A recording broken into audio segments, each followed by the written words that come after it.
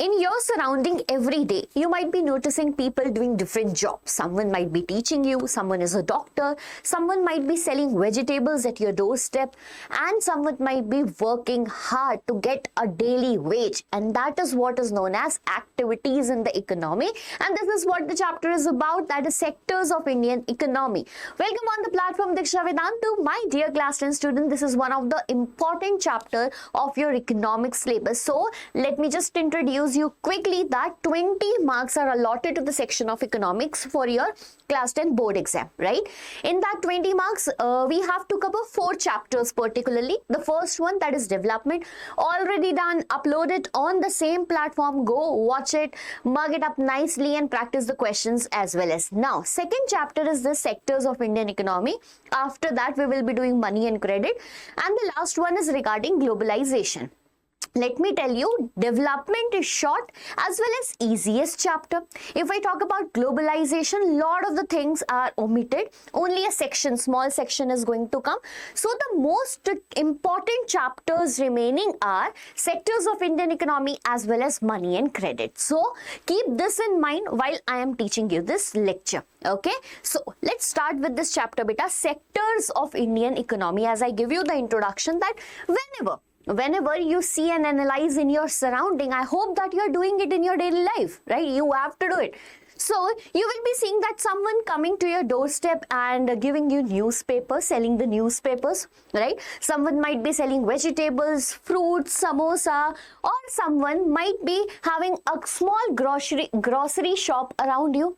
Or there might be a mall, there might be a big clinic of doctor, there might be coaching institutes, etc., etc. So beta, in our surrounding, there are people that are actually doing different economic activities, right?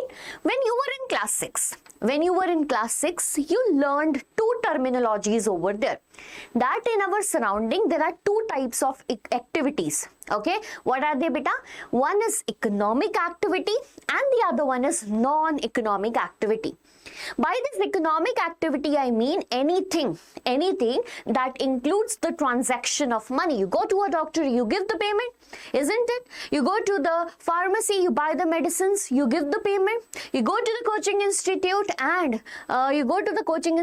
give the fees over there. What happens? You are making a transaction in the money. All those activities are referred as economic activities. Okay, but in our surrounding, there are certain non-economic activities also, like your mother cooking food for you. She is doing an activity but not being paid for that. That is a non-economic activity. Taking care of you, your grandparents taking you on a tour or something, right? Your siblings or your colleagues, not your colleagues, how can they be? So your siblings teaching you something.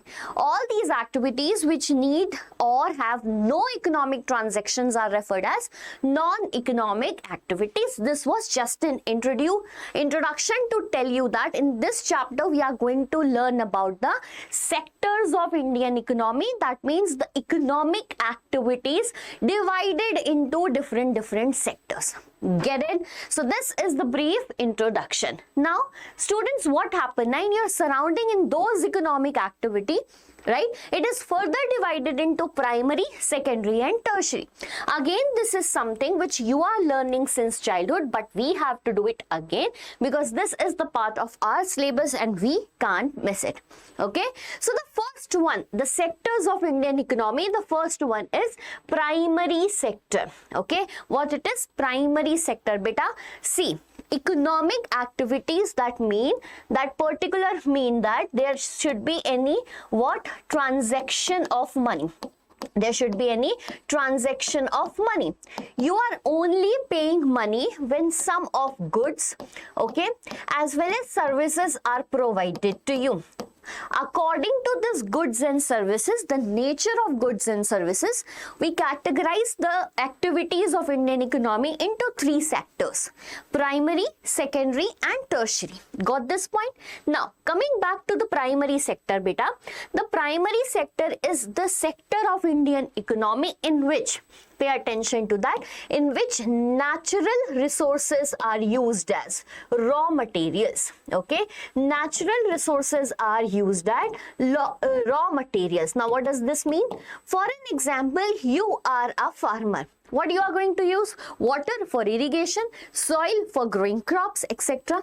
Right? So what are you using? What is your primary source for growing that farm, in that farm, crops? So that is natural resources. For example, there is an economic activity, fishing, because like fish is a source of non-veg food.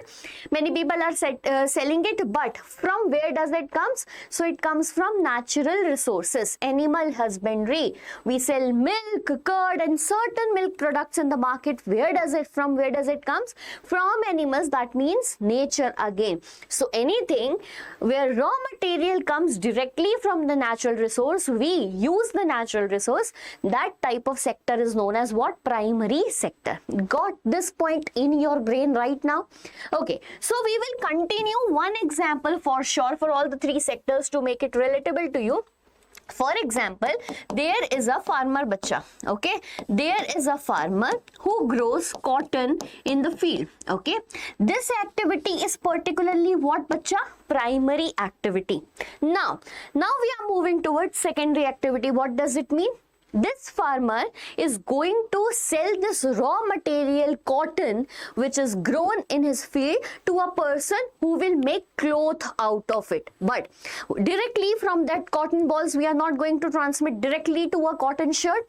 Rather, it needs processing. Rather, it needs manufacturing. So basically, when this cotton is converted into thread, right, first into yarn, then thread, and then into a cloth, this process needs manufacturing. Okay, this process needs manufacturing, or this process needs what? Processing, particularly processing the cotton balls into a cotton cloth. All these steps, all these activities comes under a sector that is known as secondary activities, okay, or secondary sector. Like I'll give you one more example. There is a farm where potatoes are grown, right? But that potatoes, when manufactured or processed to make or converted into chips, that process is secondary sector, okay? That activity is known as secondary activity. Got my point? Very good. Now comes to the third one, that is tertiary sector. Beta, this is particularly known as service sector. Okay, this is particularly known as service sector because pay attention, no goods are produced over here. Why, bhai? Why no goods are produced? Because it provides services like you made cotton shirt via the secondary sector. Now you have to sell it in the market. With the help of transportation, you will load it into the big gadis and then make it available to the retailers, isn't it? How is it possible? By packing it, by transporting it, and all those services which are necessary. That retailers selling that product into a mall is what? Also a service sector. Right? Other than that, there is a person who is a telecaller. Telecaller, that you might be getting calls, ma'am, buy this service, sir, buy this service. What are they doing? They are selling your product. And that is service sector. They are not making any product, they are selling it. Doctor, what is a doctor doing? Is she or he providing any goods to you? No, they are providing services to you. I'm a teacher, what good I'm providing to you? Nothing, I'm providing a service to you. So this is what tertiary sector is. You're going for dining out, right? What are they providing, beta? They are providing services to you. So these are the three sectors categorized in Indian economy again. First one is primary sector, where we are dependent totally upon natural resources for raw materials. Okay, the products that are produced in the primary sector are further used for manufacturing and processing, and this sector, the byproduct we get is basically because of this is a secondary sector, or it can also be known as manufacturing sector. And the third one is tertiary sector, and it can only be possible when these two sectors exist. So basically, let me tell you one of an important line over here. See, the important line is that there are two lines, two statements which can ask to you as a question. First of all, question number 1, state with the help of example. Okay, state with the help of example how ठीक है, how all the three sectors are interdependent on each other. One question is enough. Interdependent on each other. So beta, you can give the example of two products over here. One is the production of cotton, right?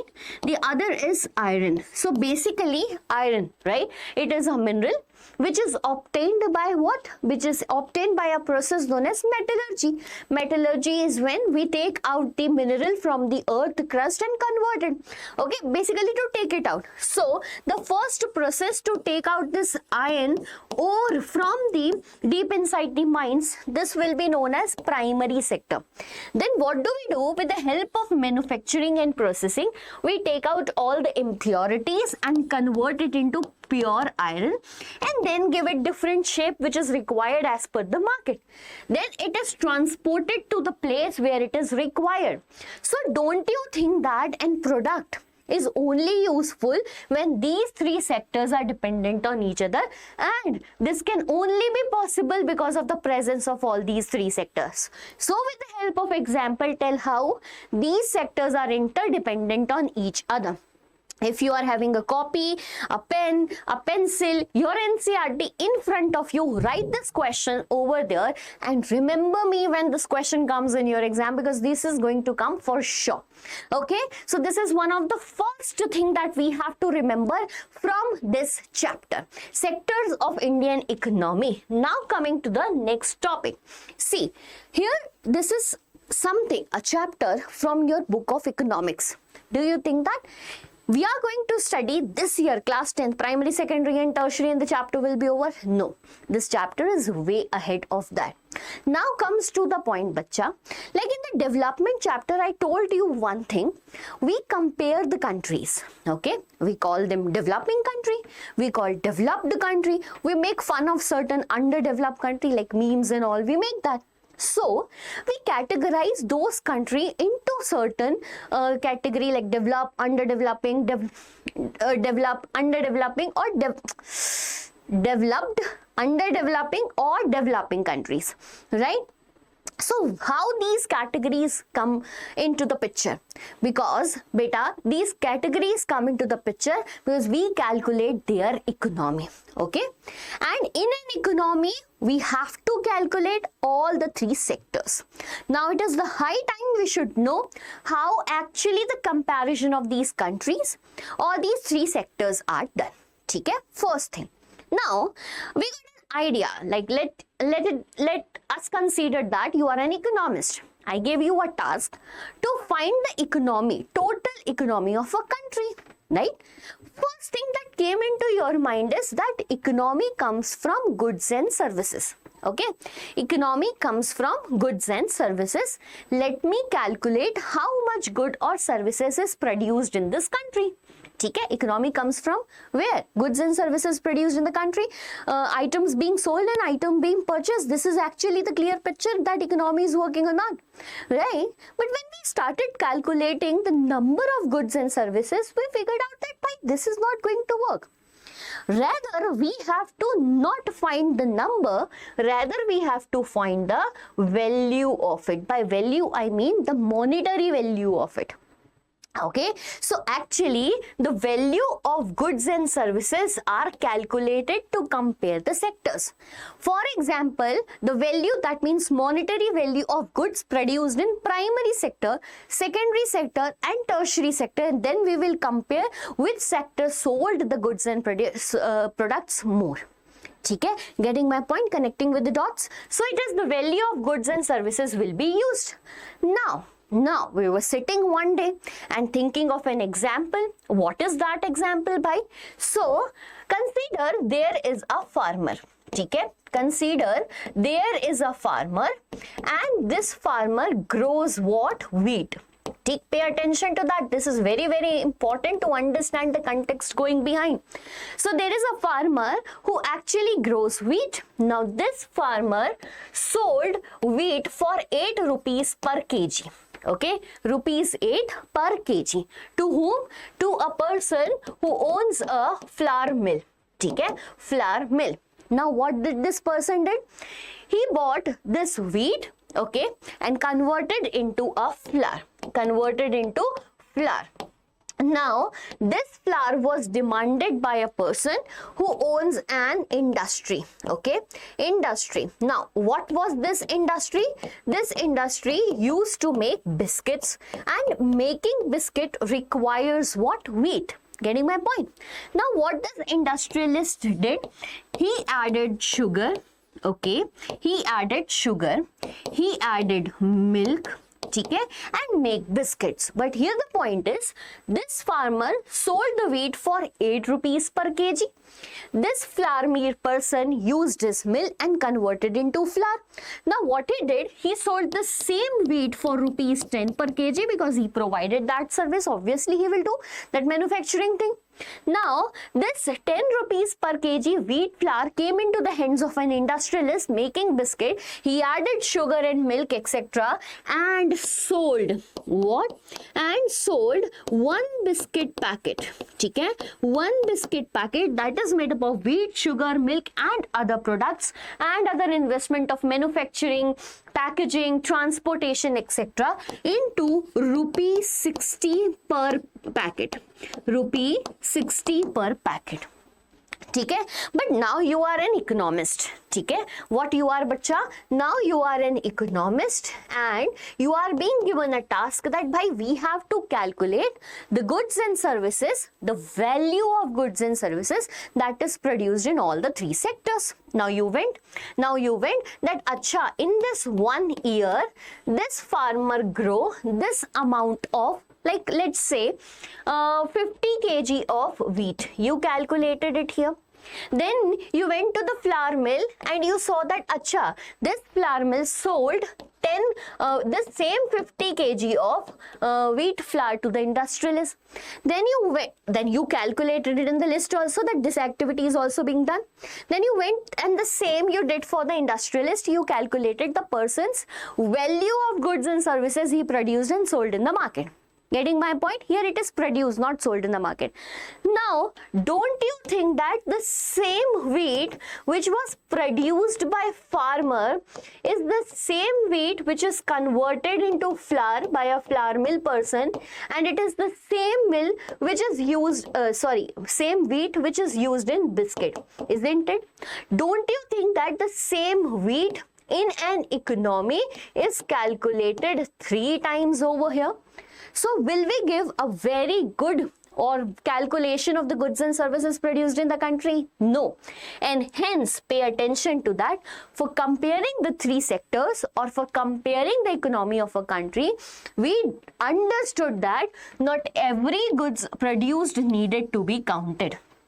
ठीक है भाई, then what is to be counted? See, not every good produced needed to be counted, and here I am talking about intermediary products, okay? Intermediary products like the same wheat produced by the farmer, the same wheat converted into flour. So these all are intermediary product which was used by a biscuit manufacturer. Hence, we will find out the value of final goods and service. And what was the final good over there? That biscuit was the final good. Okay, after that biscuit will not be used in any further making. So that is the final good that is actually directly consumed by a person. So beta, we will not find the value of intermediary. We will not calculate the we will not calculate the value of intermediary products. Rather, we will calculate the value of final goods and services produced. And here comes the basic definition of GDP, that is gross domestic product. Beta, to compare countries, to compare different sectors in an economy, we calculate the GDP. What do we calculate, beta? GDP. Getting my point? What is GDP? The value of what? Final goods and services produced in each sector during a particular year. Let me tell you very nicely. So, beta, this is a country. Okay? This is a country, India. In this country, India, there are 3 sectors of economy. Okay, this is primary sector, This is secondary sector and this is tertiary sector. Now, if we want to know how the economy of this country is working, what we will do? We will find the final, okay, the value of what? The value of final goods and services that is produced in primary sector. Again, I am saying final, not the intermediary product. The same goes for it, the same goes for it. Then we will calculate all of them and this will give us GDP of what? GDP of our nation. Now what is GDP, beta? So GDP is the final, GDP is the value of, okay, value of final goods and services. Final goods and services produced, right, produced within the territory of a country. Pay attention to that. Within the territory of a country, okay, in a financial year. In a financial year. And this is what is the definition of GDP, and I hope that none of you will ever forget. There were certain points over here which you might know, certain points that you find repetitive, but I wanted all of my students who actually don't know the basics to be cleared in this video. And this is what is the definition of GDP, bacha. Do you think that this is ended? No, this is just started. Now we will move towards all these three sectors and learn about them. That is primary, secondary and tertiary. But what happened? Let us go back to some time and understand that there was Britishers who ruled India for a brief, like long period of 200 and more years. Okay, there was Britishers who were ruling. What happened eventually? Britishers, we became independent of Britishers and as an independent nation in the year 1947. So now we are going to talk about since 1947, what are the historical changes that happened in these three sectors? What are the historical changes? Bacha, not even about only India. If I talk about USA, if I talk about Britain, every country started with this primary sector because no country was born with the equipments or manufacturing units. No country was so advanced with the tertiary sector like telephonic services, communication, IT and all. We are aware about that. Hence, every country started with the primary sector only. Say it be USA or say it be India. But now what happened if we see the historical thing? Primary sector is the sector which is totally dependent on natural services. There are examples like all the agriculture activities is included in it, right? Then we have farming activities, etc. and etc. If you guys are aware that India being a monsoonal type of climate country, 70% of the Indian population, by still the ratio is somewhere same. 70% of the India's total population depends upon primary sector for their employment, that they are working on it. Even the total amount of goods and services produced in the country in the starting comes from the primary sector only. So beta, historically the method of farming basically gradually it got changed. We become more prosperous, but we were dependent for a very long time on the primary sector only. Right? Is it clear or not? Now over some 100 years, if right now we are in 2026, take us back to 100 years, what has been done? New technologies introduced in the market. Even when they were Britishers, we got steam engine, we got railway services, and we got certain changes in the equipments that are used in agriculture, farming and all that. So with the introduction of new methods, manufacturing has been boosting, right? So there was a long period of time when economy was totally dependent on primary sector.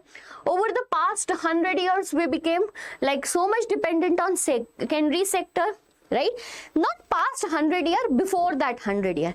But in the last 100 year, what is being seen that we are shifting from secondary sector to the tertiary sector. In the past 100 years, there is a gradual shift from secondary to tertiary sector. So, primary sector in the starting, then before those 100 years, we got certain new technology. before 100 years and we became dependent to secondary sector. Over like past 100 years, okay, past 100 years, we are gradually increasing into tertiary sector, into services a lot, right? Is it clear or not? Is it clear or not, my dear students? See, now, as you guys are aware about one thing, see, you guys are very much aware about one thing, beta, that primary, secondary, tertiary, and eventually now we landed on the tertiary sector.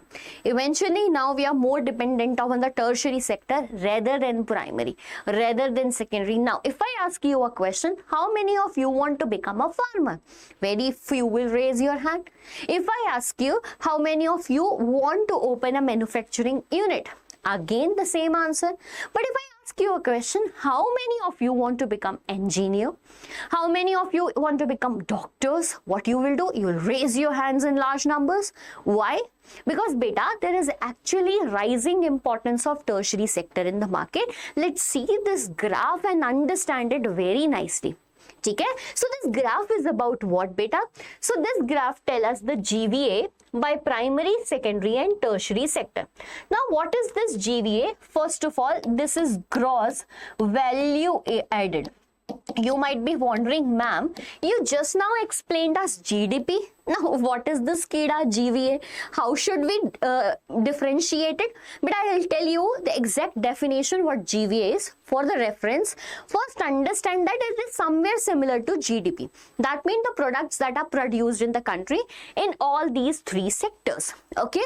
If we go back and see the graph of 1977 and 1978, we will see this blue one is for the GVA, that means value of goods and services produced in the country from the primary sector. The red one is secondary and the green one is tertiary sector. You can easily see that the graph for the primary sector is broader than the other sector. That means the majority of value of goods and services comes from the primary sector. But this is the graph from the time of 1977. Now it is the graph of 17 and 18, and you can see that tertiary sector has eventually rise in this race. Right? Majority of the products come from which sector? Tertiary sector, and hence it is very much clear that there is a rising importance of tertiary sector. And because there is a rising importance, here comes a question for you. Okay, a question that is for sure question in your exam, for sure, by Liglo. Write it somewhere, it is going to come, and the question is, what is the why is there the rising importance of tertiary sector in Indian economy? Beta, these are the points we have to answer. The first one is because this tertiary sector provides us basic services. What are the basic services? By everyone in India, like by everyone I mean above average, not everyone.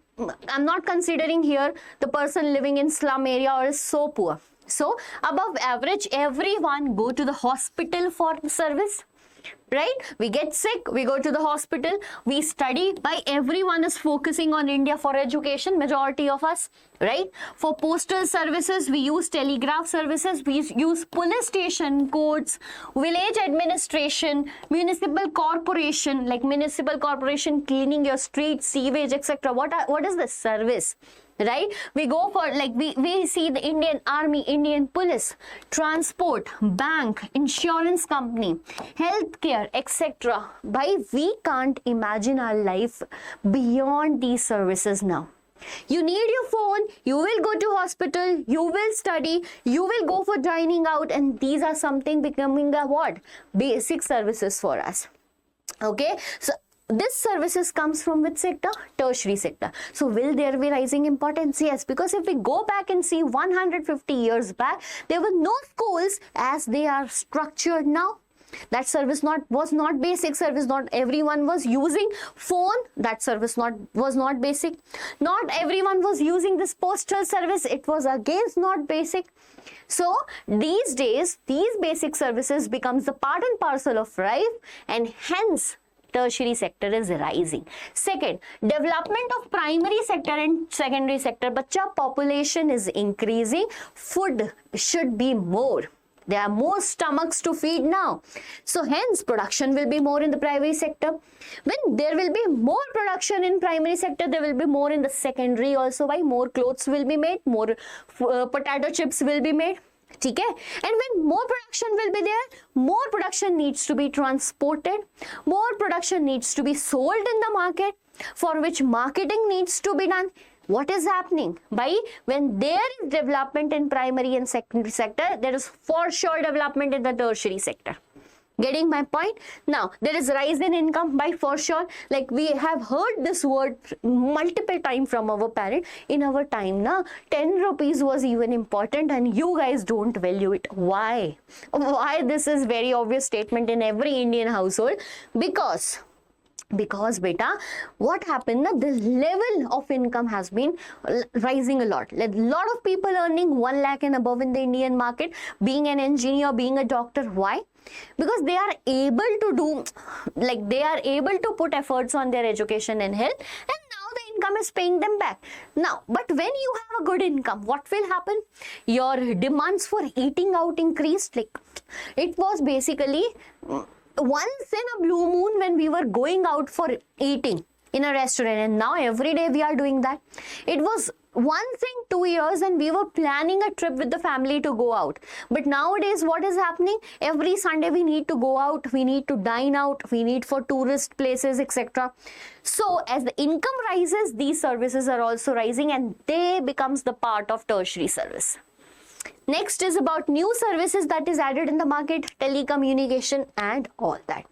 Right? But I will tell you one harsh reality beyond this also, beta. One harsh reality beyond this is that not all the services are paid like this, like so good. Like if we see a cobbler, like if we see a carpenter. So yes, there are a lot of services which are not paid or not developed like other tertiary sectors, be it be engineering, doctor, teaching, etc. So that's also a reality. Okay? Again, question was, why is the rising importance of tertiary sector in the Indian economy? And the answers and the points are likewise. You can write it as it is and you're going to get for sure how many marks? 5 marks. Next is about its brief introduction. Okay? But comparing the 3 sectors, now what we are doing? We have seen historically, first of all, people were so much dependent on primary sector. Then lot of technology developed and we became dependent on secondary sector. Nowadays, we are so much dependent on tertiary sector. But let's compare them on the basis of 2 things. Right? On the basis of 2 things. First is that how much goods and services are produced. That means how much share is of each of the sector in GDP in terms of paisa. And the second one is share of the same sectors in terms of creating employment. In terms of creating employment. Okay? So let's see this bar graph over here. First one is about the share of sectors in GVA. GVA came again and I need to explain it to you now. So let's see first. Consider this GVA right now as GDP, goods and services produced, the final goods and services produced in an economy. So beta, if we go back and see the GVA produced by primary sector in 1977, you will see that somewhere it was around 48%. Right? The 48% Indian economy, the production, the value come from which sector? Primary sector. If we look and see this tertiary sector, it is around something like 48, 50, 60, it is something around 22%. It is something around 22% and the remaining 30% comes from tertiary sector. So when it was 1970s, the highest value of goods and services produced was from which sector, bacha? From the primary sector. But now, don't you think the situation has changed? Haan bhai, how? Let's go and see the chart of 2017 and 18. Somewhere the production from, like total production, we will see the share is somewhere around 19% from the primary sector Okay, 19% from the primary sector, some around same 28% from the secondary sector, but 10, 20, 30, 40, 55% from the tertiary sector. That actually makes us clear that yes, there is rising importance of tertiary sector according to the total value of goods and services produced in an economy. Now let us come towards employment. It is always being said that India is an agriculture dominant country. It is always being said. Why? Because majority of Indians are still so much active in farming. Let's see the graph. So in 1977, beta, 71% of the Indian community or the Indian population was working in agriculture sector. Not only in agriculture, total primary sector. Okay, 11% in secondary and 18% in tertiary sector. But now the situation is 44% in the primary sector, 25% in secondary sector, and 31% people work in tertiary sector. What you have to overlook here is beta. See, which sector contributed the most in terms of providing employment in 1970s? Primary sector. Which sector contribute the most in providing employment? Again, primary sector. So this less number of people are generating more GDP. Less number of people in tertiary sector generating more GDP. Is it clear? Yes, there are more people employed in primary sector, but they are not able to produce as per their employment. Why? Because beta, primary sector needs more hard work, more human labor. However, tertiary sector, less human labor, but more result in terms of money, in terms of GDP produce. Now is the point clear to all of you? So we got to know that there are historical changes, and when we compare the three sectors, who is dominant in producing GDP in present time? Tertiary sector. But who has a dominant share in producing the employment? Primary sector. Getting my point? Clear? Chalo, very good. Bye. Now, I will briefly tell you about what is GDP and GVA. Beta, you guys get so much confused between GDP and GVA because in your textbook only the definition of GDP is given. See, bacha, you are not economist, right? And here you have not taken economy as a subject, just class 9. But many of you are curious to know that why GVA is written over there, and that's very good. I appreciate the students who bring certain doubts. So pay attention. What is GDP, beta? Again, I'm writing the definition. This is the value of final, right, goods and services produced. Final goods and services produced in an economy in a financial year, like in a country. But beta, for an example, there is a biscuit of 60 rupees. There is a biscuit of 60 rupees produced by a manufacturer. Now, it will also include GST. Right, it will include GST. And for an example, government wants to promote this small scale industry. They will provide subsidy to them. Isn't it? Now, will this 60 rupees share be changed? Yes.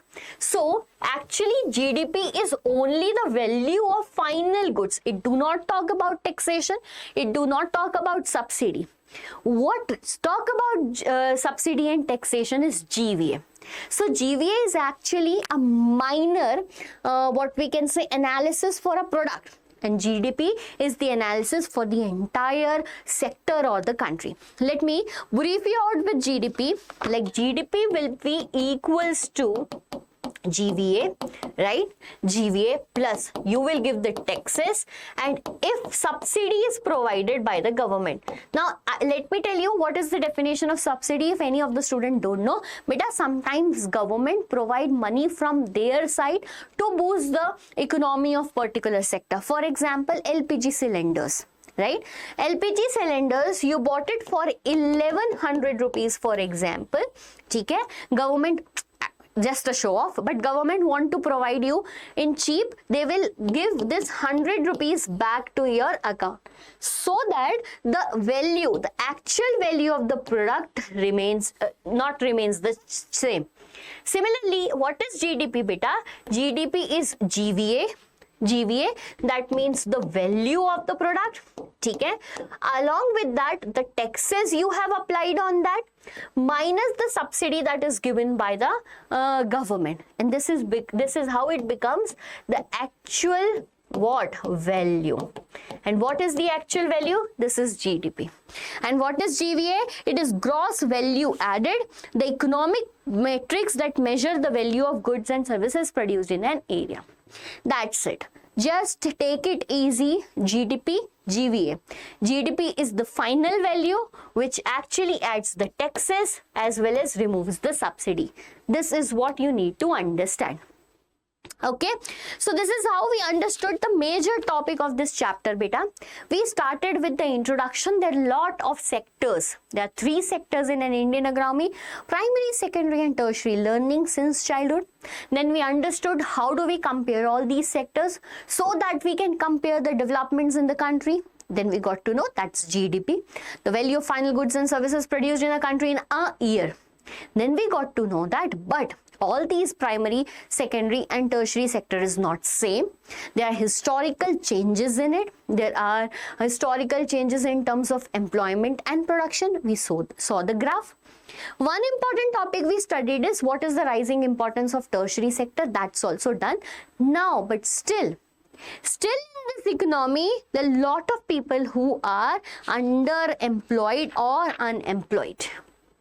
Okay, ma'am, are the words unemployment and underemployment same? No, bacha, right? So there is a word unemployment, right? Unemployment, that in Hindi means berozgari, right? Berozgari. See, this is the time when a person, right? When a person wants to work, wants to work but cannot, okay, cannot get the job.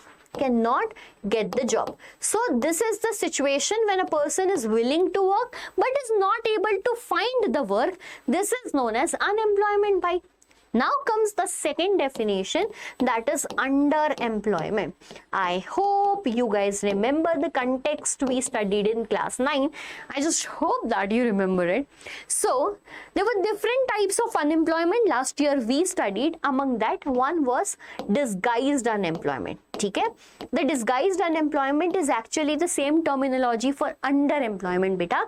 When a person, right, it is a situation when a person is working what? When a person is working less than its potential. Less than its potential.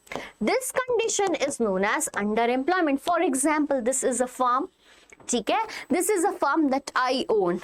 We can just take the example. Actually, I don't owe anything like this. So there are 3 people in this family, right? There are 3 people in the family working on this farm, and they are able to use its maximum profit. That means they are able to work on this farm alone, do the production alone, and sell it into the market alone. They don't need any extra labor. Okay? And they are getting the maximum production of. Very good. Now, one of this family member got married and one more person is added in their family. This person is also working on the same field, but will the production change? By no, because they were actually producing the maximum. No production is changed, but the workload is changed. Right? Previously, these people were working 8 hours for a day. Now, they have added one more hand in the family and they are working 6 hours a day, everyone equally. Don't you think they are working less than their potential? What if this person is educated, for example, going to work in a company, getting the salary of 20,000 rupees per month? Will it add the income into the family? Yes. So, what happens when a person is working less than its potential? This is known as underemployment. I will give you very much good example. There is a person who is a painter. Right, he is very good in his skill, but eventually what happens, as he is a painter, either he is getting work during the time of marriages going in the Indian market, or during any famous Indian festivals like Diwali. So now what happened? This person actually have this skill, this potential to earn more, but he is not able to get the work all the time, and hence he is working less than its potential. This condition is particularly known as underemployment. ठीक है, this condition is particularly known as बच्चा what? Underemployment, when the person are apparently working but working less than their potential. ठीक है, also known as disguised unemployment. You can see the examples in rural and urban area. Why I added this example? Because I don't want you to make mistakes in the exam, which you actually do with the examples. Why? Ma'am, we write the examples out of NCERT and our marks are deducted. Beta, you are in class 10, and one thing that you need to fix in your mind, everything should come from NCERT. Okay, so examples from the rural areas: peasants without land, they will get the work whenever work is available in the village, not get the work when the landlords are not providing, so working less than their potential. Small scale farmer, casual laborers, etc. Some days they have work, some days they don't have. Similarly, in urban areas, casual worker, painter, plumber, repair person, etc. Now, if this problem exists in the country, how to get rid of it? And to get rid of it, there comes a question for you. Okay, the question is how to create more employment. Ma'am, this question comes in exam? Ha bhai, this comes. This comes, and sometimes it comes in a way how to create more employment in rural area, how to create employment in semi-urban area, how to create employment in urban area separately, or sometimes they will just ask a question to you, how to create employment. These are the points which you need to write. For example, if you are living in a rural area, bacha, what do we need to increase employment? We need that government should spend on money, like more money, or banks can provide loan. The major thing that villagers are facing is lack of money. Because see, farming is an activity which need lot of investment. They are not rich, so they want banks to provide them loans, and that too cheaper loans. They want that government should build new dams over there so that it can help them in irrigation. They want that government should work on transportation and storage to make the better availability of the product in the markets. Okay? They want local banks to give them credits at reasonable rate of interest. So this is how we can create more employment. There is a landlord who is getting all these facilities. He will get the profit, and then he will increase his production. For increase in production, he will need laborers, and laborers will create employment. Just example. Okay, semi-urban region by what happens in semi-urban region? We can promote and locate small industries. Okay, making these small industries like paper making industries, beadi making industries, work a lot of them. So bangle making industries, pickle making, papad making, small industries in an area that actually generate employment. Okay, setting up like dal mill, opening a cold storage, honey collection. And this is how you can generate employment in semi-urban region. Now comes to the urban region by according to a report of Planning Commission, right? So right now the nation's planning is done by Niti Aayog, right? I want the full form of Niti Aayog right now in the comment section. Let me see who is active in the world affairs also. So before this Niti Aayog, see, Niti Aayog is a government body, which actually plans for the nation, make plans for the nation. And this came into existence since 2015, 1st of January, after the coming of Modi government. Before that, there used to be a different commission, that is Planning Commission. So this Planning Commission reported that nearly 20 lakh jobs can be created in education sector only. See, this is so old data. It is so more now. Potential is more. So itself in education sector, again a service is there, right? Along with them, tourism can create a lot of employment. Now see, the craze for tourist sites is increasing day by day. Employment can be generated. Regional craft, this is getting attention on social media a lot. ठीक है. So these are the sectors which can help you to generate more employment. My dear students, if you are struggling to get a perfect destination from where you can learn for your class 10, then you are on the right platform. So we are Diksha Vedantu and we provide a lot of things to you. That is lecture PDFs, notes, DPPs, CBSE updates, direct access to lecture links, and for that you need to join this WhatsApp channel. The link is given in the description, and in case you're watching me up till now, that means this particular chapter is helpful to you and you need the PPT. Again, download it via the help of description box. The link is provided there, my dear students. Everything is just for you. Now, we just saw a topic, that is how to generate employment. Now comes to the point, ma'am, actually did government do anything to increase the employment? Yes. So they launched several schemes and a lot of things, but one of the scheme is given to you, for example, that is MG Narega. Okay? MG Narega here stands for, see, MG stands for Mahatma Gandhi. Pay attention to it. MG stands for Mahatma Gandhi. N stands for National Rural Employment Guarantee Act. Okay? Why I am referring this to you? Because you have to understand in detail. By Mahatma Gandhi, it was actually launched during the time of Congress, and hence it is known as MG Narega. It was launched in the year 2005. So, Mahatma Gandhi National, that means for the nation. What they are doing? They are in the nation, in which region? In rural areas. They are providing you what? Employment, and that too guaranteed one. Getting my point?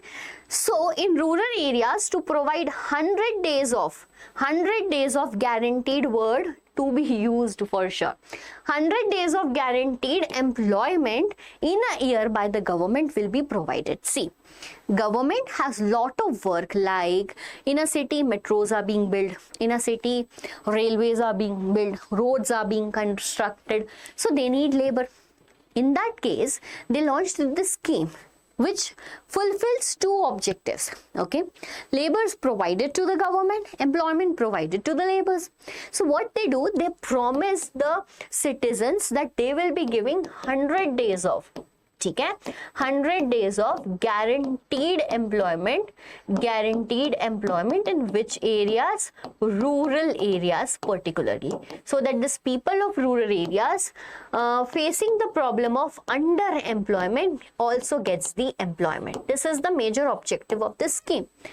Like recently, last year, by last year, what I mean, beta, by last year, somewhere in the end of 2025, or we can consider it as in 26 only, the name of the scheme is changed. Okay, the name of the scheme is changed. Ma'am, did this name changed in the new NCERT? No, bacha, because they have not updated it, but we needs to be updated. So the name is changed to VBG Ramji. Okay, VBG Ramji. Now what is this VB? Where V stands for Viksit. V stands for Viksit. Viksit means, you know, developed. Viksit Bharat. Right? Viksit Bharat, guarantee for, pay attention, Viksit Bharat, guarantee for Rozgar and Ajivika mission. Rozgar, that means employment. Okay? And Ajivika mission. Okay? Ajivika mission. So this is VBG Ramji. Now, in this VBG Ramji, ma'am, is only the name changed? Yes, name is changed, but along with that, they have increased this 100 days of guaranteed employment to 125 days of guaranteed employment. So now MG Narega is popularly known as in India as VBG Ramji. The name is recently changed 2026. The days of working is also being changed from 100 to 125. Okay, and we are moving to one of the for sure 5-marker question from this chapter. Write the difference between, note it down in your copy, right? Write the difference between organized and unorganized sector. Organized and unorganized sector. Okay? Now, ma'am, what is this? We up till now heard about primary, secondary, tertiary. Now, what is this organized and unorganized sector, beta? In these primary, secondary and tertiary sector, there are two types of employment particularly. Okay? For example, there is a lady that is Kanta. This lady is working in an office, right? In an office which is actually registered under the government of India. She go to the office early in the morning and work for fixed 9 hours. She get the salary every month, right? Along with that, she gets leaves, etc., etc. Right? Whenever the services are provided like this is referred as organized sector. But there is a person who is working in this shop, right? He goes, open the shop early in the morning, 8 a.m. and stay there until the customers are coming. Either it can be 10 p.m., 9 p.m., 11 p.m. some of the days. Right? No work is fixed for the person, no time is fixed for the person, no leaves are fixed for the person, and the shop is not registered under the government of India. This sector is known as unorganized sector. This sector is known as what, bacha? Unorganized sector. Now the question comes in your exam, write 5 difference between organized and unorganized sector. How to frame this answer? The points are given here. So, organized sector is the sector, they are registered by the government and follow the rules and regulations that is passed by the government. For example, they enjoy security of tenure. One day, it will not be the condition that the office close and you will be unemployed. No, they provide you beta what? Security of tenure. Okay? Along with that, they have fixed working hours, for example 9 hours in a day. But if they ask you, certain conditions can prevail na? If they ask you to work for 2 hours more each day, you will be paid extra. And this is what organized sector is. You are getting paid leaves. Okay? You are getting provident fund. That means some of the amount is taken from your salary. The same amount, like for example, your salary is 40,000. Okay? Among this 40,000, 1,800 rupees will be deducted from your salary. Why? They are saving this for your future. But this is the share not only taken from your salary, either this is the share which is even provided by the company itself, and this 3,200 rupees every month is saved for your future. You can take it out when you leave the country. This is known as PF, that is Provident Fund. Many of the people use it for retirement purposes. Okay? Then we have gratuity. Gratuity is like when you come and work in a company for more than 5 years, they feel it gratitude that you worked there. So amount is given to you when you leave the company also. That's the benefits working in an organized sector. Then you have medical benefits, medical insurance, etc. But when you work in an unorganized sector, no job security, no fixed working hours, no extra payment, no leaves, etc. So I hope that you are going to write these points easily. Now, Arey bhai, so it is very clear in unorganized sector, the workers are not protected. So we have to protect them. We have to actually add one more question in our exam. And the question is, how to protect workers in organized sector? Don't you think it is very obvious that we can protect this person, Kamal, working in a shop by providing the service condition that Kanta is enjoying? Yes, how? Beta, small and marginal farmers in India shall be supported by providing adequate facilities like timely delivery of seeds, agriculture, credit storage, so that they do not be affected by the unorganized sector. Okay? Small scale industry need government support, casual workers needs to be supported, and the social stigma of treating ST and SC community should be taken out from the work affair. This is how we can protect the unorganized sector or the workers that are working in the unorganized sector. Get it? And the last topic, finally. Last topic, beta, in the sectors of economy, you will see the work done in the industry which is owned by two types of people. Okay? So basically here I am talking about sectors of Indian economy on the basis of ownership. On the basis of what? Ownership. right? There are two types of workplaces on the basis of ownership. One is public sector and the other one is private sector. You might heard that stigma, social stigma, by एक बार सरकारी नौकरी लग जाए. We have heard a stigma, once let's get the government job and then the life is sorted for the rest of the time, right? And that is actually the public sector. And then there are engineers working in private sector, doctor working in private sector, having their own clinic, etc. So basically there are two types of sectors, public, private. In public sector, all the assets are provided and owned by Government of India. For an example, job in railways. What is this? Railways owned by, assets owned by government. So the job is provided by government. Okay? Like for an example, ISRO, if you are working in ISRO, if you are working in post office in India, okay? There are certain groups also like BHEL, Bharat Heavy Electronics Limited. Okay? So beta, whenever the government owns all the assets, they will have the objective of providing public welfare. One day, if we assume that the railways went into the hands of private, don't you think that the ticket prices will be increased? For sure. Next is about private sector, where the ownership is into the hand of private individuals or group of individuals. For example, Tisco, Wipro, Tata, Reliance, and they will have the objective that is to earn paisa. That means profit motive. Okay, do you think that ma'am is going to end this chapter so easily? After giving you this 1 hour of entire detail of this chapter, now this is the task you have to do. Okay, these are the top 10 questions from this chapter. Beta, after learning this chapter from YouTube, you have to go and read the NCERT, make brief notes and come back and solve these 10 questions, and nothing, never ever, any of the mark is going to be deducted from this chapter. Follow this. You heard this lecture right now? Read the NCERT, solve this question, come in my next live and we will be solving more MCQs required for your preparation. Okay, so I hope that this session becomes helpful for you. We will be bringing more lectures like this.